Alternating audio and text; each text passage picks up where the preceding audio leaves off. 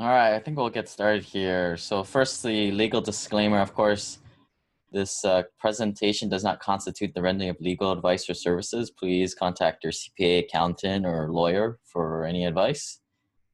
As always, do the math for yourself, guys, and think for yourself and talk to other investors. And yeah, let me know. I'm just a resource here. There's a lot of other resources out there. So what we're going to talk about today is private money lending. And if you stay to the end, there's a free gift at the conclusion, a download link with a bunch of guides and spreadsheets to analyze some properties. Or email me, lane@simplepassivecashflow.com if you guys aren't able to stay to the end.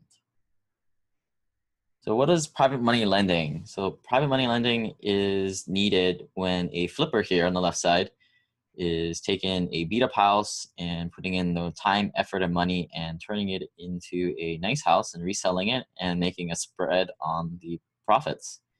The private money lender comes in and funds this flip. So if you guys see a lot of these HGTV shows where they're fixing and flipping, usually there's an investor behind the scenes that you don't see, and they're kind of like Shark Tank.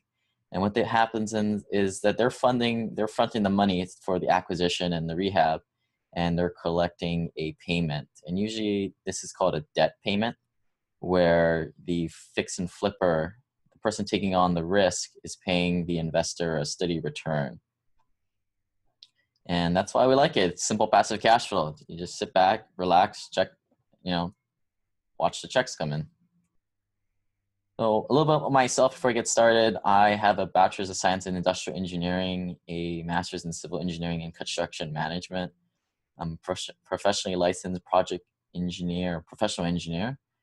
I started my career as a supervisor of union craft employees and then moved into the project engineering, project management roles today. Currently a airfield engineer doing capital projects. And I am in Honolulu, Hawaii. And for some reason, LinkedIn always likes to tell me that there's new jobs available, but I'm not really interested in that. I'm more interested in my real estate. As I said, I grew up in Hawaii and I made it back finally, but I lived in 14 years in Seattle. Started investing after college by buying an A-class rental, which I kind of shake my head and why the heck I bought that. The numbers just didn't make any sense at that, but it got me started. 2012, I went out of state for cash flow and I bought 11 single family homes in Birmingham, Atlanta, Indianapolis, and one in Pennsylvania. That nightmare property that if you guys want, I can share about that later on. I invested $60,000 into my education that year, and this 2017 moved back to Hawaii and invested another $30,000 into my education. And it took me a while, but as co-owner at MFP Investments LLC, we acquired 626 units spread over 5 apartment buildings in San Antonio, Houston, and Oklahoma City. So before I get started in the private money lending topic, I wanted to paint the picture and go from a 30,000-foot view and talk about the active, the passive spectrum of investments. So on the left side, you have the passive side, or the active side, and on the right side, you have the passive side. The active investing side is a bunch of activities like wholesaling or bird dogging, and those are actually going out and finding the deal and bringing it to a flipper. A lot of different ways to do that, Facebook ads and yellow letters are some of the more traditional ways of doing it. Again, fixing and flipping or doing that bird model, which is the buy, rehab, rent, repeat model. It's the more of an active investing side. Being an agent in the business, a property manager, and a developer are all forms of active investing. On the other side of the spectrum that we like to do is the private money lending, rentals, being a landholder, commercial, triple net leases, and notes, just to name a few.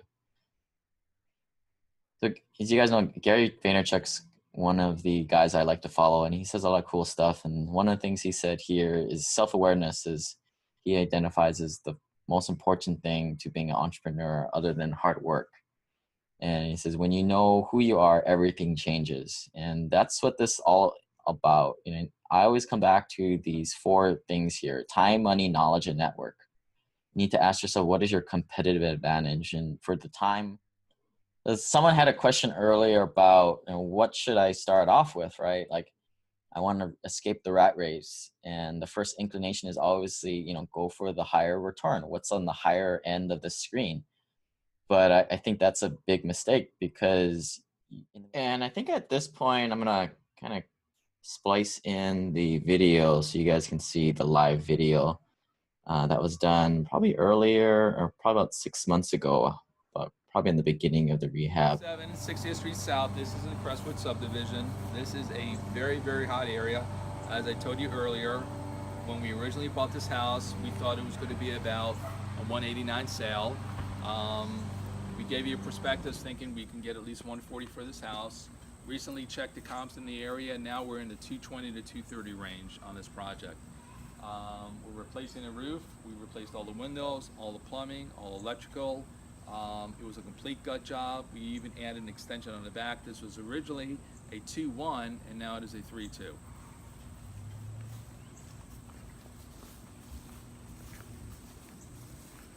So you can see we haven't. So we're back. This is the living room, and the living room had a wall in the middle of it. And this is a good example of a functionally obsolete property. A lot of these older properties are built in just a different format. Like the rooms are a little bigger and the communal areas are a little smaller, which is like the opposite today. Today, people like to have that big, great living room with the kitchen where everybody gathers around. So this is what was kind of going on here. That middle wall got broken out to expand the living room. Another view of it here.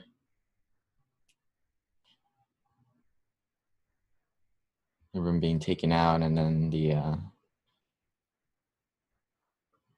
and the living room here with the finished product on the right.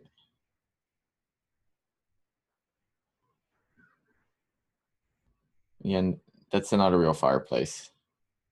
And the lighting is pretty amazing, I think, on these photos.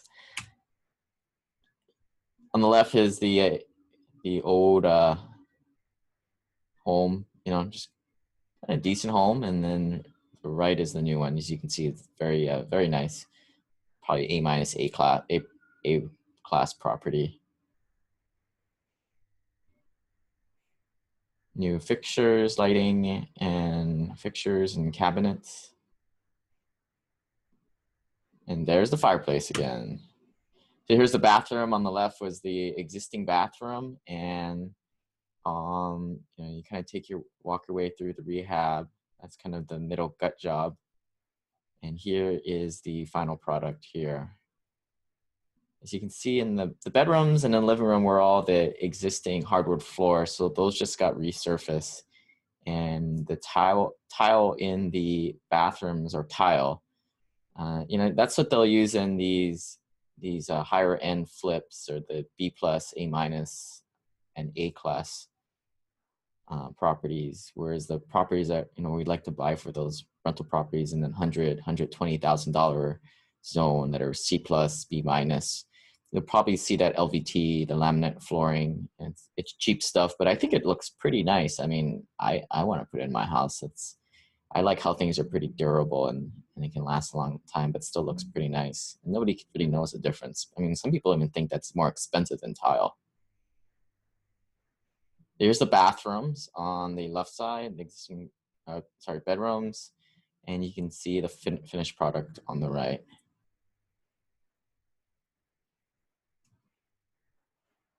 And again, the same thing here.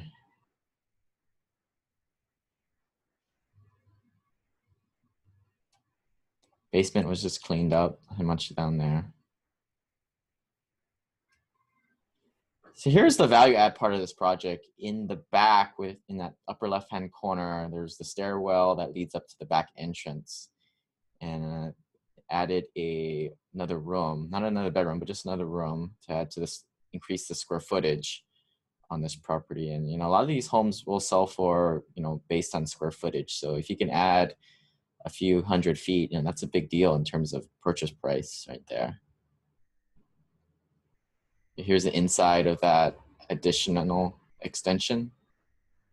And there is a close-up on the left of the initial initial property, and then there it is on the